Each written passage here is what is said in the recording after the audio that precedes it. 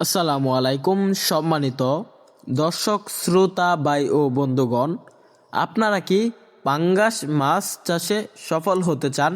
তাহলে অবশ্যই এরকম বড় সাইজের থাই জাতের পাঙ্গাস মাছের পোনা চাষ করতে হবে। কেন এরকম বড় সাইজের মাছের পোনা চাষ করবেন? দেখা যাচ্ছে বড় সাইজের মাছের পোনা পুকুরে চাষ করলে সাপ ব্যাঙ বা বিভিন্ন প্রাণী মাছগুলোকে খেতে পারবে না। তো চাষিবারা বড় সাইজের মাছগুলা পুকুরে মারাও যায় কম, পুকুরে নিয়মিত খাবার খায় এই মাছগুলা তাড়াতাড়ি বেড়ে ওঠে। মাত্র 4 থেকে 5 মাসে মাছগুলো বাজারে বিক্রি করতে পারবেন। এগুলা কিন্তু থাই জাতের মাছ, এগুলা প্রচুর পরিমাণ গ্রোথ আসে। এগুলা বড় হলে পুরোপুরি কালার হয়ে যাবে সাদা। এরকম অরিজিনাল যারা থাই জাতের মাছের পোনা ক্রয় করতে চান পাঙ্গাস মাছের, তাহলে আমাদের স্ক্রিন দেওয়া নাম্বারে যোগাযোগ করেন।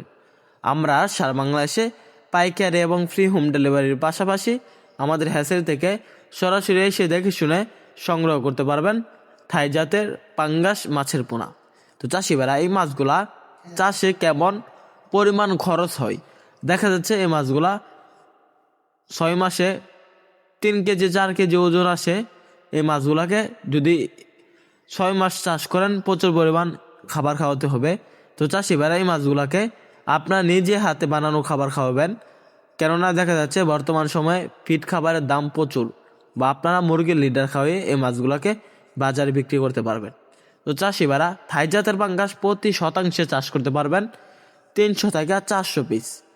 পুকুরের গভীরতা এবং পানির গভীরতা বেশি হলে 400 পিস চাষ করতে পারবেন। তো চাষিভাইরা, থাই জাতের পাঙ্গাসগুলোর সাথে মিশ্রভাবে চাষ করতে পারবেন দেশি শিং মাছ।